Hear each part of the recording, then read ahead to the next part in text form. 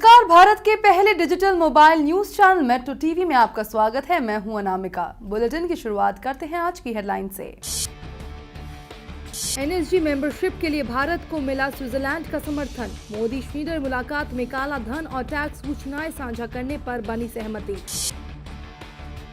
वित्त मंत्री अरुण जेटली का बैंकों को मरहम। सरकारी बैंकों का नुकसान पाटने के लिए और धन देने का ऐलान। बैंकों को दे गए 25,000 करोड़ रुपए।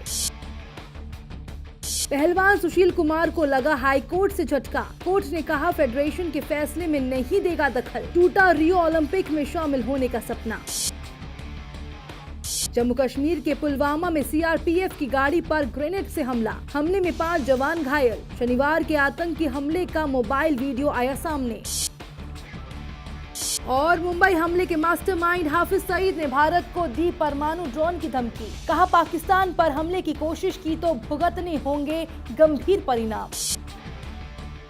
न्यूक्लियर सप्लाई ग्रुप में शामिल होने के भारत के प्रयासों और विश्व के देशों से समर्थन जुटाने की प्रधानमंत्री की कोशिशों को आज उस समय बड़ा संबल मिला जब स्विट्जरलैंड की सरकार ने परमाणु आपूर्तिकर्ता देशों के समूह में भारत के प्रवेश का समर्थन किया। मालूम हो कि स्विट्जरलैंड परमाणु आपूर्तिकर्ता देशों का एक अहम सदस्य और महत्वपूर्ण आपूर्तिकर्ता है। प्रधानमंत्री मोदी ने स्विट्जरलैंड के इस समर्थन के लिए वहां के राष्ट्रपति जोहान श्रीनगर को धन्यवाद कहा है। इसके साथ ही काला धन व टैक्स जैसे मुद्दे पर भी दोनों देशों के बीच सूचनाएं साझा करने पर सहमति बनी। स्विट्जरलैंड के राष्ट्रपति के साथ द्विपक्षीय वार्ता के बाद प्रधानमंत्री नरेंद्र मोदी ने वक्तव्य जारी किया। वित्त मंत्री अरुण जेटली ने सरकारी बैंकों का पूंजी आधार और मजबूत करने के लिए उन्हें और धन मुहैया कराने की सरकार की प्रतिबद्धता जताई है। जेटली ने बैंकिंग क्षेत्र के प्रदर्शन की उच्च स्तरीय समीक्षा बैठक के बाद संवाददाताओं से कहा कि सरकार ने सार्वजनिक क्षेत्र के बैंकों के पुनः पूंजीकरण के लिए इस वित्त वर्ष 25,000 करोड़ रुपए की व्यवस्था की है। जरूरत पड़ने पर उन्हें और धन मुहैया कराया जा सकता है। जेटली ने कहा सार्वजनिक क्षेत्र के बैंकों का कुल परिचालन लाभ काफी अच्छा रहा। ये 1,40,000 करोड़ रुपए से अधिक रहा। ऊंचे पूंजी प्रावधान करने की जरूरत के कारण ही सार्वजनिक क्षेत्र के बैंकों को करीब 18,000 करोड़ रुपए का नुकसान हुआ है। दक्षिण कश्मीर के पुलवामा में सोमवार को सीआरपीएफ की गाड़ी में हुए विस्फोट में 5 जवान घायल हो गए। इसमें 3 पुलिसकर्मी और 2 सीआरपीएफ के जवान हैं। एक पुलिस अधिकारी ने बताया कि विस्फोट बस अड्डे पर खड़ी पुलिस की गाड़ी में हुआ। माना जा रहा है कि अज्ञात लोगों ने गाड़ी पर ग्रेनेड फेंका है। पुलिस मामले की जांच कर रही है। वहीं इससे पहले जम्मू कश्मीर के अनंतनाग में शनिवार को हुए आतंकी हमले का मोबाइल वीडियो सामने आया है। इसमें हमला करने के बाद 2 आतंकी भागते नजर आ रहे हैं।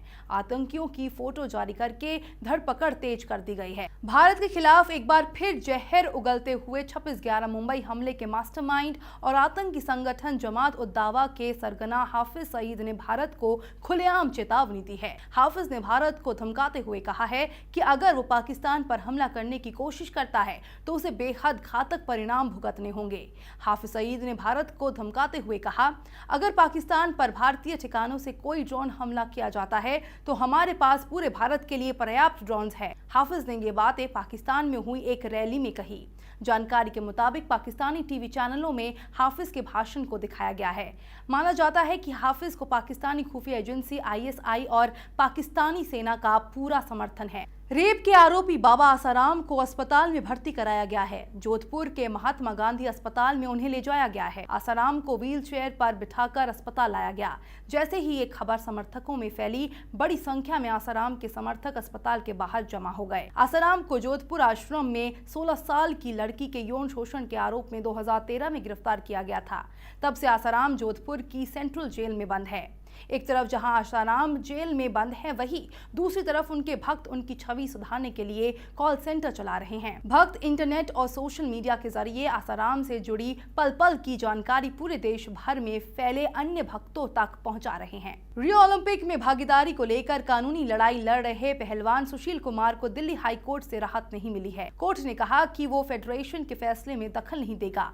कोर्ट का फैसला सुनने के बाद सुशील कुमार के वकील ने कोर्ट को कहा कि उन्हें अपनी याचिका वापस लेने दी जाए, लेकिन कोर्ट ने कहा कि अब ऑर्डर साइन हो चुका है। लिहाजा याचिका अब वापस नहीं लिया जा सकता। दलीलें सुनने के बाद कोर्ट ने कहा सुशील महान खिलाड़ी है, लेकिन रेसलिंग फेडरेशन के इस तर्क को खारिज नहीं किया जा सकता कि नरसिंह यादव बेहतर फॉर्म में हैं और उन्हें ओलंपिक में भेजने का फैसला सही है। गोधरा कांड के ठीक बाद 2002 के गुलबर्ग सोसाइटी दंगा मामले में एक विशेष एसआईटी अदालत 24 दोषियों को 9 जून को सजा सुनाएगी।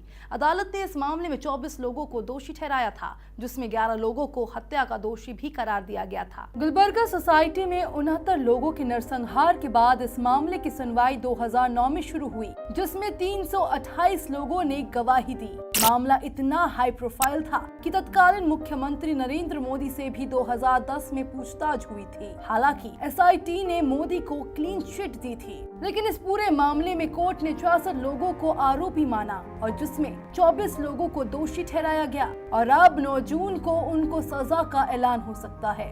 गोधरा कांड के अगले दिन अहमदाबाद में गुलबर्ग सोसाइटी को एक हिंसक भीड़ ने निशाना बनाया, जिसमें कांग्रेस के पूर्व सांसद एहसान जाफरी समेत 68 लोगों की हत्या कर दी गई थी।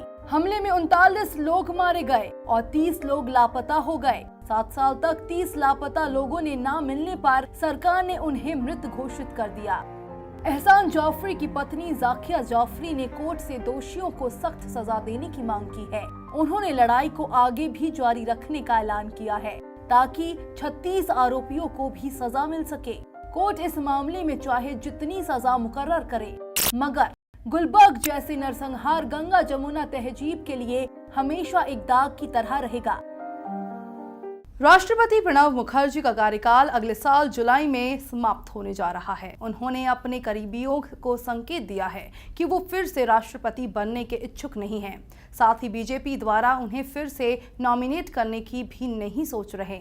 मुखर्जी 80 साल के हो चुके हैं। अपने कार्यकाल के दौरान मिले उपहारों और दस्तावेजों का भी निपटारा कर रहे हैं। इसी बीच नरेंद्र मोदी सरकार प्रणब मुखर्जी की जगह लेने वाले व्यक्ति पर फैसला नहीं ले पाई है। Superstar Amitabh Bachchan, NCP supremo Sharad Pawar, Lok Sabha अध्यक्ष सुमित्रा महाजन, सामाजिक न्याय मंत्री थावरचंद गहलोत, राज्यपाल राम नाईक और द्रौपदी मुर्मू के नाम सामने आ रहे हैं। पनामा पेपर्स में नाम आने के बाद से अमिताभ बच्चन का नाम बाहर हो गया। पुडुचेरी में वीआईपी की कारों में सायरनों के इस्तेमाल पर प्रतिबंध लगा दिया गया है। इन कारों में उपराज्यपाल के वाहन भी शामिल है।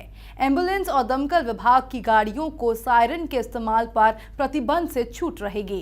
प्रतिबंध का ये आदेश पुडुचेरी की उपराज्यपाल और सेवानिवृत्त आईपीएस अधिकारी किरण बेदी ने जारी किया है। वर्ष 1982 में दिल्ली में एशियाई खेलों और वर्ष 1983 में गोवा के CHOGM बैठक के दौरान यातायात व्यवस्था की निगरानी कर चुकी किरण ने ये भी निर्देश दिया कि वीआईपी लोगों की कारों को यातायात रोक दिए जाने जैसी कोई विशेष सुविधा नहीं दी जाएगी, ताकि लोगों का स्वतंत्र रूप से आवागमन किसी भी तरह से बाधित ना हो। जम्मू कश्मीर विधानसभा में आज राज्य में बनने वाली सैनिक कॉलोनियों को लेकर किए गए एक ट्वीट पर सीएम महबूबा मुफ्ती और पूर्व सीएम उमर अब्दुल्ला के बीच जोरदार बहस हुई। मुफ्ती ने कहा कि उमर एक ट्वीट कर देते हैं और लोग उसका सच मानकर उनकी सरकार पर हमला बोल देते हैं। महबूबा ने कहा कि अगर उनकी सरकार किसी बिंदु पर गलत है तो सबूत दे और वो इस मामले की जांच कराएगी। वहीं उमर अब्दुल्ला ने कहा कि जिस तरह से मौजूदा सरकार सैनिक कॉलोनी के मसले को आगे बढ़ा रही है, उसे उसके काम करने के तरीके पर सवाल उठते हैं। मथुरा हिंसा के बाद जारी घमासान के बीच अखिलेश सरकार ने वहां के डीएम व एसएसपी को हटा दिया है। मथुरा हिंसा के बाद राज्य सरकार की ओर से की गई ये पहली कार्रवाई है। प्राप्त जानकारी के अनुसार मथुरा के डीएम राजेश मीणा और एसएसपी राकेश सिंह हटाए गए हैं। दोनों अधिकारियों का तबादला आज कर दिया गया है। हिंसा के बाद दोनों में आपसी तालमेल नहीं होने का आरोप लगा था।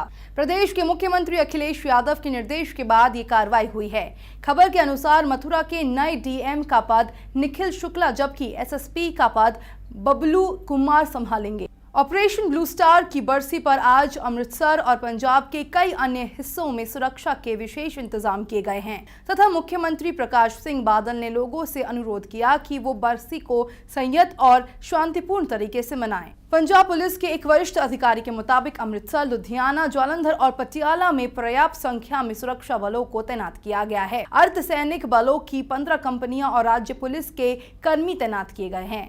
अर्धसैनिक बलों की 6 कंपनियां अमृतसर में तैनात की गई है। शिरोमणि गुरुद्वारा प्रबंधक समिति ने स्वर्ण मंदिर के भीतर अपने कार्य बलों को तैनात किया है, जो सतर्क रहेंगे। उत्तर भारत के कई हिस्सों में जहां गर्मी और उमस से लोगों का हाल बेहाल है, वहीं रविवार को उत्तराखंड के कुछ इलाके में जोरदार बारिश हुई। राजस्थान के श्रीगंगानगर और फलोदी में अधिकतम तापमान 47 डिग्री सेल्सियस से अधिक दर्ज किया गया है। इस बीच मौसम विभाग ने अगले 2 से 3 दिन के दौरान केरल में दक्षिण पश्चिम मानसून के आने का पूर्वानुमान लगाया है।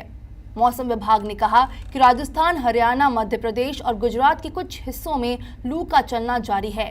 राष्ट्रीय राजधानी में भी गर्मी का कहर जारी है और यहां का तापमान 42.6 डिग्री सेल्सियस दर्ज किया गया, जो कि सामान्य से 2 डिग्री अधिक है। इसके साथ ही आर्द्रता 85 और 40% के बीच बनी रही। खबरों के सफर में फिलहाल इतना ही। देश दुनिया की पल पल की खबरें हम आप तक पहुंचाएंगे एक नए अंदाज में आपके मोबाइल फोन के माध्यम से। तो आप जुड़े रहिए मेट्रो टीवी से। तब तक के लिए नमस्कार।